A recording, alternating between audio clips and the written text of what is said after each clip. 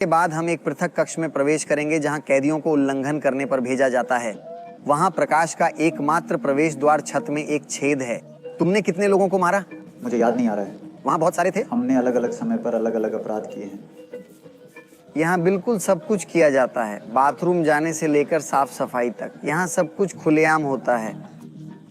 मेरी पीठ पीछे यह समूह संभवतः 200 से अधिक हत्याओं के लिए प्रत्यक्ष या अप्रत्यक्ष रूप से जिम्मेदार है।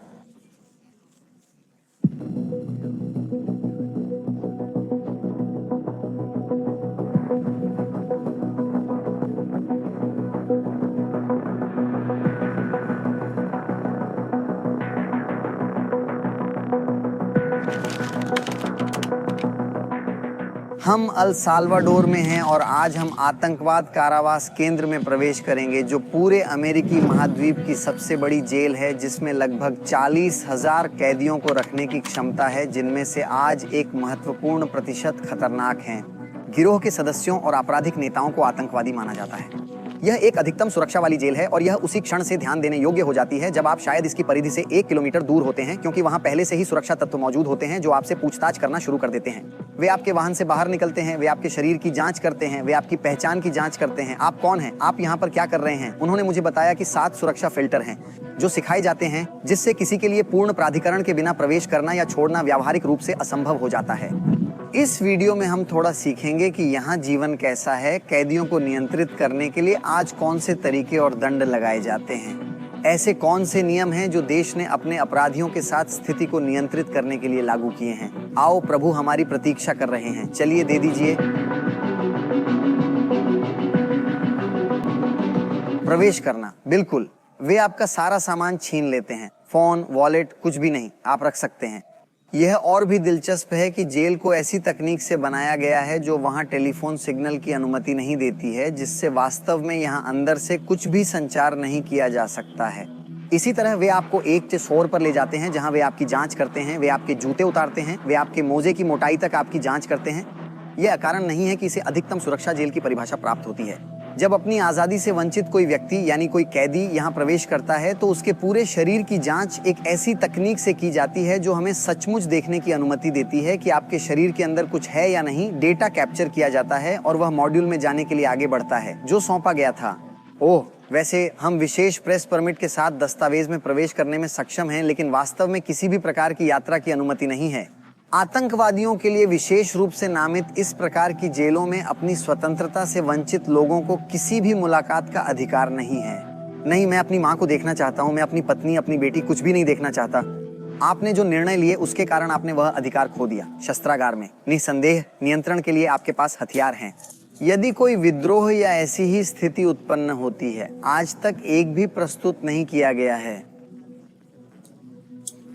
और देखो, ये हाथ और पैर की हथकड़ियां हैं जो उन कैदियों को पहनाई जाती हैं जिन्हें अपनी कोठरी छोड़नी होती है, चाहे खाना हो, व्यायाम करना हो, चिकित्सा देखभाल लेनी हो आदि। आप इन्हें जोड़े बिना नहीं जा सकते। ये आश्चर्यजनक रूप से हल्का लेकिन टिकाऊ बुलेट प्रूफ जैकेट है। अब हम उन मॉड्यूलों में से एक के अंदर हैं जिसमें 32 सेल हैं, जिनमें से प्रत्येक में अपनी स्वतंत्रता से वंचित लगभग 100 लोगों को प्राप्त करने की क्षमता है।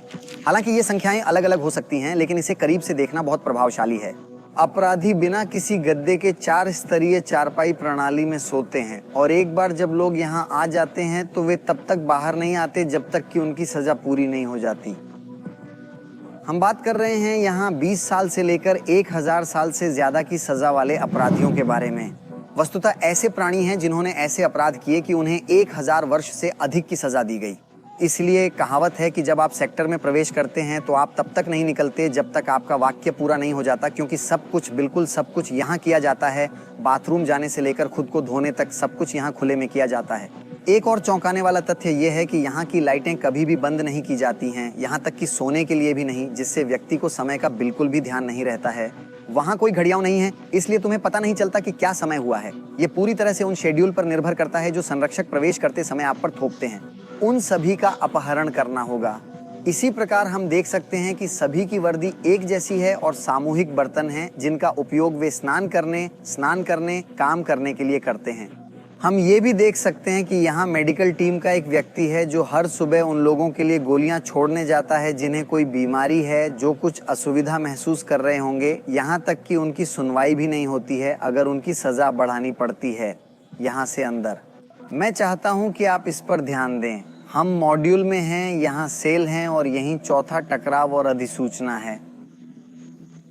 ऐसा तब होता है जब किसी कैदी पर नए अपराधों का आरोप लगाया गया हो जिसके लिए उन पर मुकदमा नहीं चलाया गया हो, क्योंकि इससे उनकी सजा बढ़ सकती है।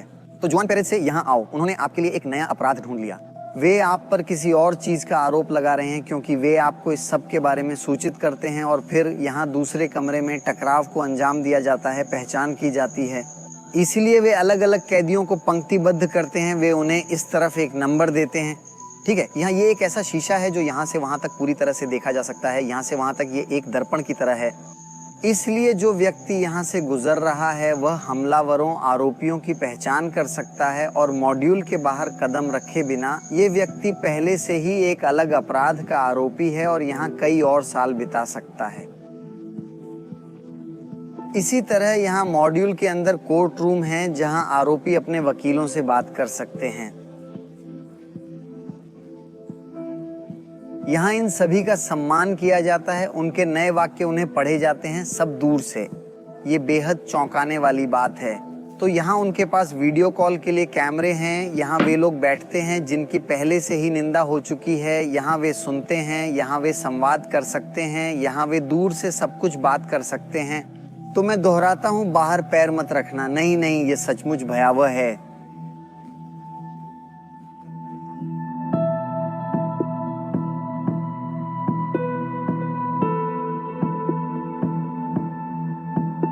वे हमें दूसरे क्षेत्र में ले जा रहे हैं और इस विवरण पर ध्यान दें। हर बार जब आप क्षेत्र बदलते हैं तो फर्श जानबूझकर पत्थरों से बनाया जाता है ताकि अगर वहां से कोई भाग जाए तो यह शोर मचा दे।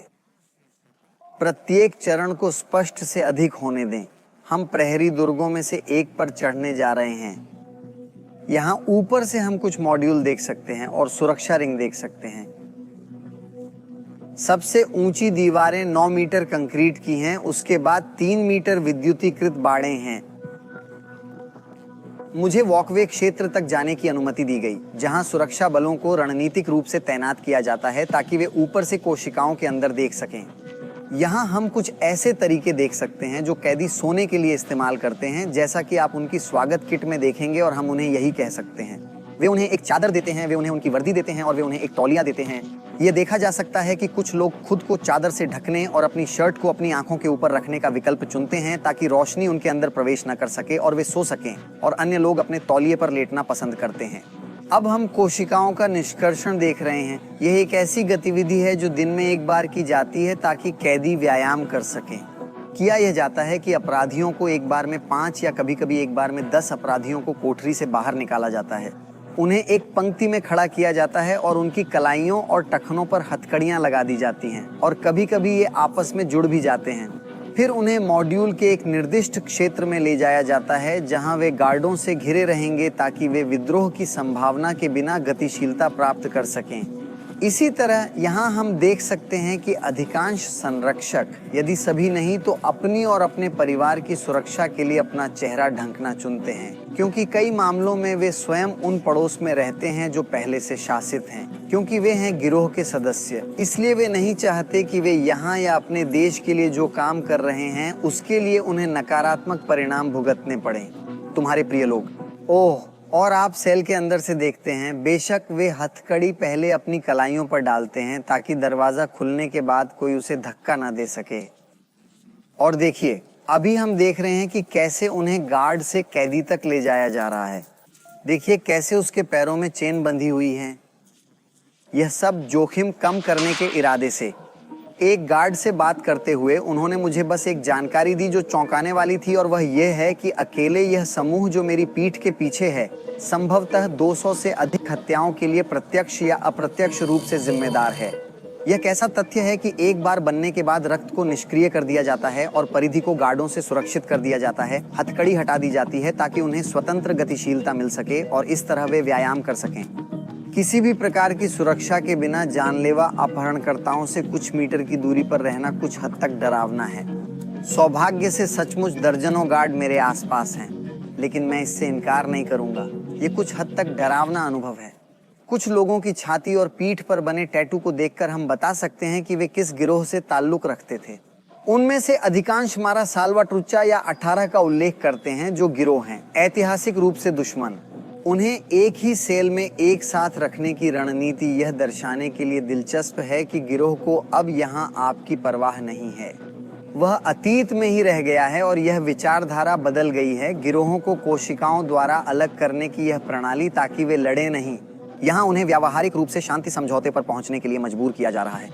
उन्होंने मुझे ऐसे प्रोफाइल पढ़ने को दिए जिनमें उनके द्वारा किए गए अपराधों की सूची थी और बिना किसी परेशानी के उन्हें सुनना बहुत मुश्किल है। बलात्कार, आपने गंभीर हत्याएं, अपहरण, वास्तव में अमानवीय कृत्यों को शामिल किया है। मुझे ऐसे प्रोफाइल पढ़ने को मिले जिनकी वाक्यों की सूची 270 वर्ष की है, और यह यदि उनके जीवन के शेष वर्षों में और अधिक अपराध नहीं जुड़ते हैं। और अगर इन सभी छवियों को देखकर अचानक द्रवित होना, आपके दिल को छू जाना, कहना आसान है कि वाह, जेल के अंदर कितना कठोर दुर्व्यवहार किया गया, लेकिन जब आपको उनके द्वारा किए गए अमानवीय अत्याचारों के बारे में पता चलता है तो यह समझ में आता है।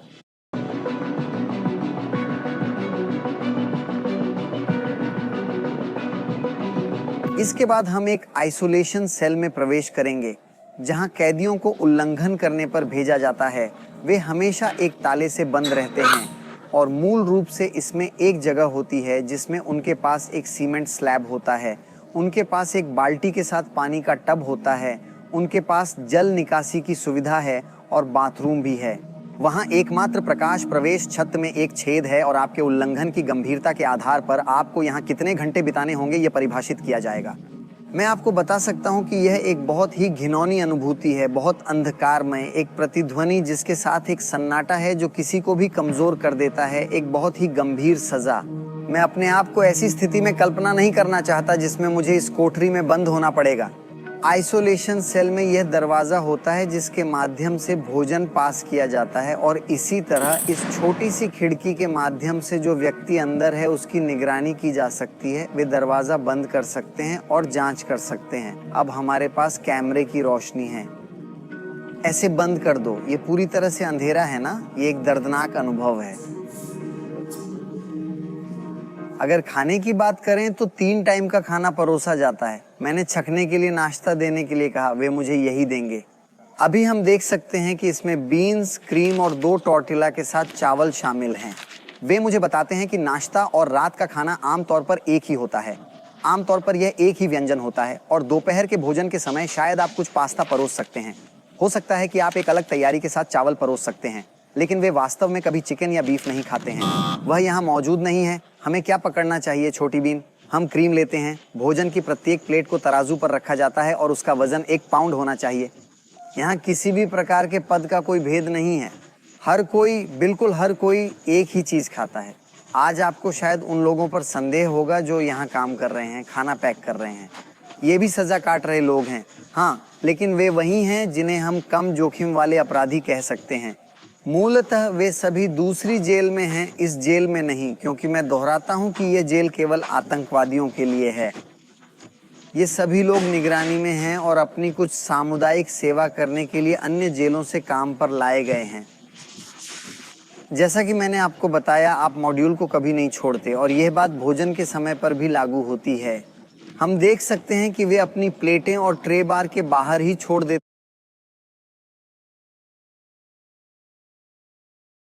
हैं और खुद ही उन्हें पकड़कर बांट देते हैं। मेरे पास एक सवाल था कि यह कैसे सुनिश्चित किया जाए कि कोई दुर्व्यवहार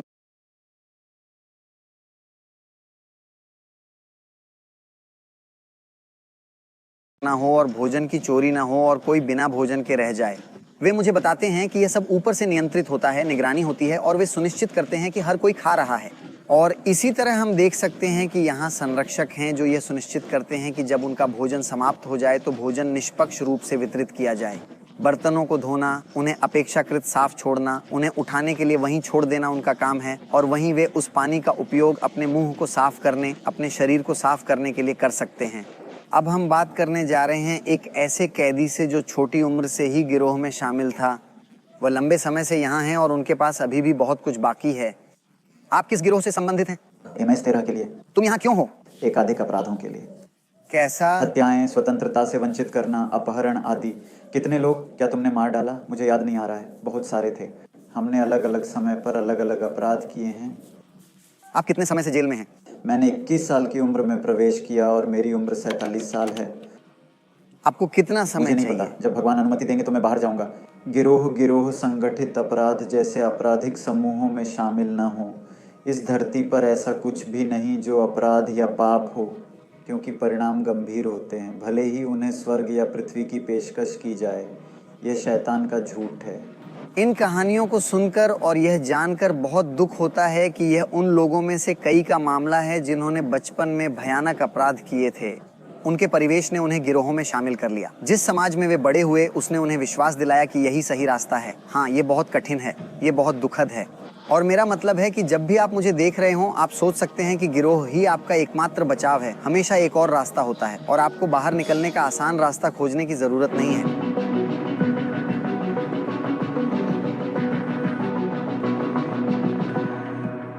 मैं अल साल्वाडोर की इस जेल से बहुत सदमे में और एक अजीब सी राहत की अनुभूति के साथ निकल रहा हूँ।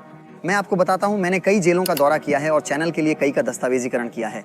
जब आप जेलों का दौरा करते हैं तो असहायता की एक भयानक अनुभूति होती है, जहाँ भयानक काम करने वाले अपराधी राजाओं की तरह रहते हैं। अधिकतम सुरक्षा वाली जेल में इन स्थितियों और इन उपायों की सराहना करने में सक्षम होना मेरे जैसे एक साधारण नागरिक को सशक्तिकरण की एक निश्चित भावना प्रदान करता है।